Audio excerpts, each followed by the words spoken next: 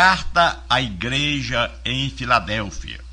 Ao anjo da igreja em Filadélfia escreve: Isto diz o que é santo, o que é verdadeiro, o que tem a chave de Davi, o que abre e ninguém fecha, e fecha e ninguém abre.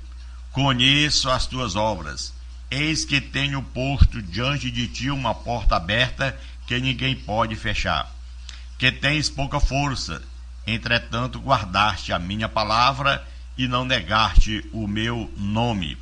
Eis que farei aos da sinagoga de Satanás, aos que se dizem judeus e não o são, mas mentem, eis que farei que venham e adorem prostrados aos teus pés e saibam que eu te amo. Portanto, guardaste a palavra da minha perseverança, também eu te guardarei da hora da provação que há de vir sobre o mundo inteiro, para pôr à prova os que habitam sobre a terra. Venho sem demora, guarda o que tens, para que ninguém tome a tua coroa. A quem vencer, eu o farei coluna no templo do meu Deus, donde jamais sairá, e escreverei sobre ele o nome do meu Deus, e o nome da cidade do meu Deus, a nova Jerusalém, que desce do céu, da parte do meu Deus, e também o meu novo nome. Quem tem ouvidos, ouça o que o Espírito diz às igrejas. Aleluia. Louvado seja o santo nome do Senhor. Então, Apocalipse capítulo 3, do versículo 7 ao versículo 13, a carta à igreja de Filadélfia. Querido rádio ouvinte, amigo, aqui está a expressão de João, irmão de Cristo, na sua visão que ele teve na ilha de Pátimo. Nos mostra que entre estas cartas foram as cartas e as igrejas em que Cristo o Senhor enviou. Entre essas 7 cartas, as 7 igrejas, no Apocalipse, encontramos 2 que não contêm nenhuma crítica às igrejas. A carta à igreja em Esmirna, uma congregação pobre que enfrentava perseguição. Essa aí não tem crítica. Também a carta à igreja em Filadélfia, uma congregação fraca e limitada, mas que dependia de Deus. Os homens tendem a medir forças e qualidade em termos de tamanho, poder e riqueza. Jesus, o Senhor, vê as igrejas de formas diferentes, independente de sucessos e termos que o mundo vê e mede. Jesus olha para o caráter e o coração de cada discípulo e de cada igreja. Ele sabe muito bem quem pertence a ele. Ao anjo da igreja em Filadélfia, no capítulo 3, versículos 7 a 13, a igreja em Filadélfia, a 7ª carta que nós observamos, as últimas referências bíblicas a Filadélfia se encontram no Apocalipse, capítulo 1, do 11, versículo 3 e versículo 7.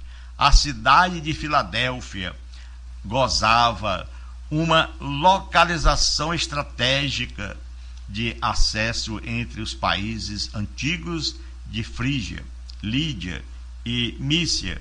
Foi fundada pelo rei de Pérgamo, Átalo, esse Átalo há cerca de 140 anos antes de Cristo. Ele foi conhecido por sua lealdade ao seu irmão, assim dando origem ao nome da cidade. Filadélfia significa amor fraternal. A religião produzia muitos frutos para Deus, e aí ele também estava residindo neste lugar. A região produzia uvas e o povo especialmente honrava Dionísio, o deus grego do vinho.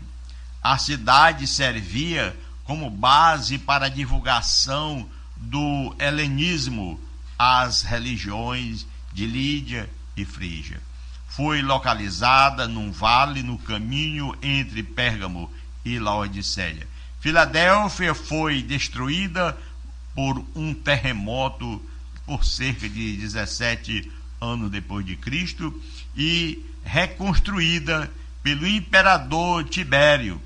Em alguns momentos, observamos de uma história, a cidade recebeu nomes mostrando uma relação especial ao governador romano. Depois de ser reconstruída, foi chamada brevemente de Neocesária, durante o reinado de Vespasiano. Foi também chamada de Flávia, nome da mulher dele, que ainda foi chamada de forma feminina de um dos nomes dele. Ela foi mesmo um lugar reconstruída sobre as ruínas de Filadélfia. Então, meu irmão, minha irmã, você que está nos ouvindo, observe, essas coisas diz o santo, o verdadeiro. Nessa carta, Jesus não empregou as descrições do capítulo 1 para a identificar. Ele afirma ser o santo e o verdadeiro, são características divinas, conforme o capítulo 6, versículo 10. A santidade é uma das qualidades principais de Deus. Ninguém é igual ao santo Deus de Israel, conforme Isaías 40, versículo 20. A palavra verdadeiro é usada frequentemente no Novo Testamento e especialmente nos livros de João, em referência a Deus, Pai e Filho. Irmãos, veja João capítulo 3, 33 e tantos outros versículos que nos mostram também no Apocalipse capítulo 3, versículo 7, versículo 6 do capítulo 10 e Romanos capítulo 3, muita coisa. Nos mostra aqui e enfatiza a sinceridade dele em contraste com a falsidade dos judeus em Filadélfia. Aquele que tem a chave de Davi, que abre e ninguém fechará, e que fecha e ninguém abrirá. Esta linguagem vem de Isaías, onde a autoridade sobre Jerusalém e sobre Judá é transferida a Eliaquim. A chave representa a autoridade e poder. Jesus, como descendente real de Davi, controla o acesso ao reino de Deus. Ele abre e ninguém fecha. Aleluia! Ninguém é capaz de fechar. Ele fecha e ninguém também é capaz de abrir. Conheço as tuas obras, no versículo 8 disse o Senhor. Como afirmam todas as cartas, Jesus conhece de primeira mão as obras dos crentes em Filadélfia. Tenho posto diante de ti uma porta aberta e ninguém pode fechar. É o que está escrito, versículo 8. Antes de falar sobre as obras dele, Jesus já oferece encorajamento a esses discípulos. Mesmo sendo servos fiéis, eles se sentiram fracos e talvez incapazes de cumprir bem seus deveres ao Senhor. Jesus queria assegurá-lo de sua fidelidade para com os seus servos. Aleluia.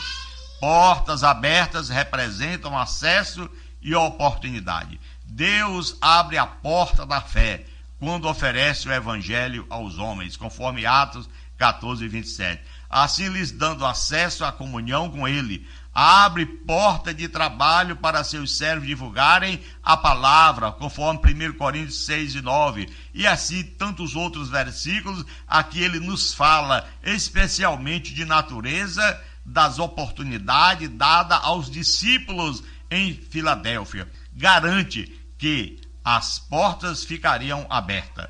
Hoje, quando Deus abre porta de oportunidade para nós, devemos aproveitá-lo. O que diz Tiago capítulo 4 e versículo 17. Quem tem pouca força, versículo 8, ele disse, fraqueza nem sempre sugere pecado. Se lembre disso. Jesus não condena essa igreja por nenhum erro, mas diz que ela tinha pouca força.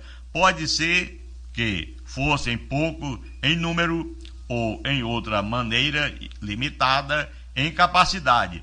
Quando reconhecemos as nossas próprias limitações e fraquezas, devemos confiar mais em Deus e depender de sua força. Segundo os Coríntios 12, versículo 9 a 10, o apóstolo Paulo expressa essa situação. Quando Eliseu, por exemplo, lá no Velho Testamento, venceu os sírios pelo poder de Deus, lá em 2 Reis 6, 16, 17, os fiéis em Filadélfia teriam sua vitória pela força de Jesus Cristo, nosso Salvador. Entretanto, guardaste a minha palavra e não negaste o meu nome. Apesar de suas limitações, a igreja em Filadélfia se manifestou fiel ao nosso Deus. Guardava a palavra de Jesus. Ele veio ao mundo e revelou a sua palavra, que nos julgará nos últimos dias, conforme João 12, 48 a 50. Esta nova aliança entrou em vigor após a morte de Jesus, conforme Hebreus 9, 15 a 17. E outros trechos da palavra do Senhor. Devemos obedecer à perfeita lei da liberdade que Jesus nos deu, conforme Tiago 1, 25. Eles defendiam o nome de Jesus e não o negaram. Glória a Deus, como é bom se manter fiel ao Senhor, não negar o nome de Jesus. A sinagoga de Satanás, versículo 9, que ele diz, havia uma sinagoga lá de Satanás, uma congregação de falsos judeus, também em Esmirna, capítulo 2, versículo 9. Sabemos do livro de Atos que as primeiras perseguições da igreja, tanto em Jerusalém como na Ásia, foram feitas por judeus. A igreja em Filadélfia sofreu por causa desses falsos judeus. Eis que os farei vir e prostrar-se aos teus pés e conhecer que eu te amei. Versículo 9. Apesar de serem fracos, os discípulos em Filadélfia ficariam ao lado do vencedor. Seriam exaltados e acima de seus inimigos, é o que nos diz a palavra. Os servos fiéis e vitoriosos podiam reinar com Cristo sobre as nações, mas a glória e a adoração ainda pertencem totalmente ao Senhor. Esta honra serviria de prova do amor de Jesus para com os seus seguidores. Os falsos judeus os odiavam, mas o Senhor os amava, porque guardaste a palavra da minha perseverança. Eu te guardarei da hora da provação que há de vir sobre o mundo inteiro, para experimentar os que habitam sobre a terra. Versículo 10. Os discípulos em Filadélfia seriam guardados num período de provação que afligiria o mundo por ser uma referência à perseguição que começou no reinado do Dominiciano e que causou terrível sofrimento e a morte de centenas e milhares de pessoas. Independente da natureza específica desta provação, Jesus Cristo prometeu proteção, mas não isenção de sofrimento. Muitas pessoas estão pregando, dizendo, olha, você aceita Cristo, não tem mais sofrimento. Nem sempre. Ele nos mostra que Jesus Cristo promete proteção, mas não isenção de sofrimento. Aos fiéis em Filadélfia ainda precisariam conservar o que tinham, conforme capítulo 3, versículo 11. A gente tem que conservar o que tem que andar no caminho do Senhor, manter a fé. Ele diz, venham sem demora. A vinda de Jesus, ela traria alívio para os servos que sofreriam pelo nome dele, e castigo terrível para os perseguidores e imundos. Para a maioria em Sardes, seria um dia de angústia. Para os cristãos em Filadélfia, seria um dia de alívio. Isso é bom, maravilhoso, a gente servir a Deus, andar com o Senhor, porque enquanto o mundo está aí no sofrimento, na angústia, os filhos de Deus continuam bem, acreditando, vivendo um momento feliz com o nosso Deus, conservando-se em casa, conservando-se longe do pecado. Conserva o que tem para que ninguém tome a tua coroa. Depois de tudo que Jesus fez e prometeu, os cristãos em Filadélfia ainda teriam que fazer a sua parte. Ainda enfrentariam tentações e correriam o risco de perder tudo o que haviam alcançado. Por isso que Jesus diz, aquele que permanecer até o fim será salvo. Mas tem alguém pregando aí dizendo que não, a pessoa aceitou Jesus, é salvo para sempre. bando de pessoas que não têm conhecimento da palavra. Mesmo os servos mais fiéis precisam vigiar e permanecer até ao fim. Ao vencedor, far-lhe-ei coluna no santuário do meu Deus. Versículo 12. As colunas de Filadélfia, elas racharam e caíram no terremoto algumas décadas antes, mas o que nos mostra a palavra, o conhecimento, aleluia, as colunas do verdadeiro templo de Deus jamais seriam destruídas, aleluia. Essas não são de pedras, são colunas vivas e firmes. Jesus não fala somente de líderes nas igrejas, conforme Gálatas 2:9, mas de todos os vencedores fiéis. Os discípulos do Senhor são, ao mesmo tempo, pedras vivas e sacerdócio, conforme Pedro descreve em 1 Pedro 2:5-9, uma igreja viva, um sacerdócio real para anunciar as virtudes daquele que nos chamou das trevas para a sua maravilhosa luz. Daí jamais sairá. O vencedor permanecerá no templo para sempre, gozará comunhão eterna com Deus. Sobre ele vem várias descrições, mostram a posição privilegiada do vencedor. Nomes gravados sugerem posse. Vencedor pertence a Deus. Aleluia. Ele faz parte do povo de propriedade exclusiva de Deus.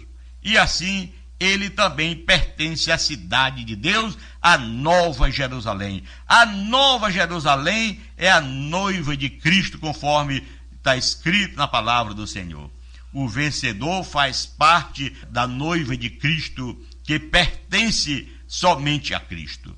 Ele recebe também o nome de Cristo. Jesus confessará abertamente os nomes dos seus servos, conforme Mateus 10:32. Quem tem ouvidos, ouça. Logo para castigar, ele virá, e salvar.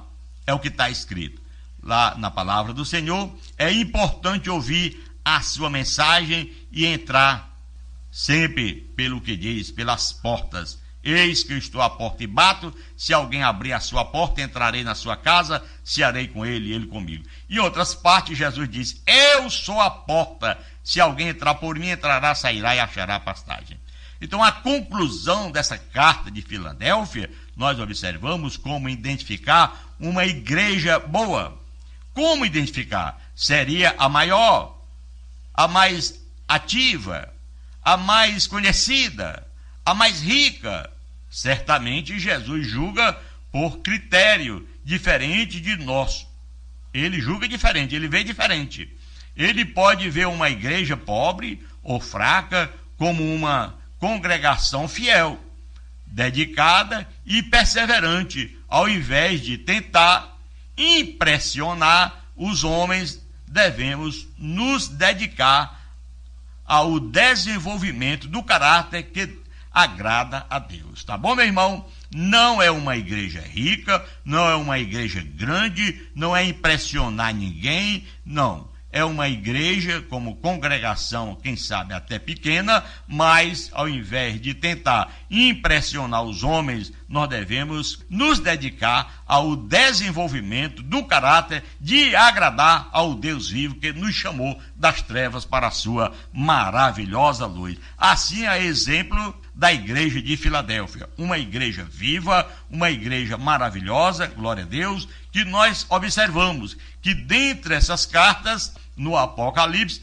encontramos duas também que não receberam crítica. A igreja de Esmirna, uma congregação pobre que enfrentou perseguições. E a igreja de Filadélfia, que nós estamos focando aqui, uma congregação fraca e limitada, mas que dependia de Deus. Você depende de Deus, você vive para Deus, você faz a obra que Deus lhe enviou a fazer. Parabéns para você. Somos irmãos e vamos morar nos céus em breve. Jesus está voltando para buscar a sua igreja, a qual ele comprou com o seu precioso sangue. Para a glória do santo nome do Senhor, meu muito obrigado a você que está a nos ouvir. Aleluia. Querido Deus e Pai que está no céu, em o nome santo de Jesus Cristo, nosso Salvador, nós te agradecemos, Pai, por todos aqueles que estão ouvindo a tua palavra. Que o Senhor venha abençoar de uma forma maravilhosa a cada um, dedicando a cada um deles, meu Pai, a tua bênção, a tua ajuda para que possamos vencer todos os obstáculos de nossa vida. Em nome de Jesus, te peço e te agradeço desde agora e para sempre. Você que ora, diga amém e um bom dia no nome santo do Senhor.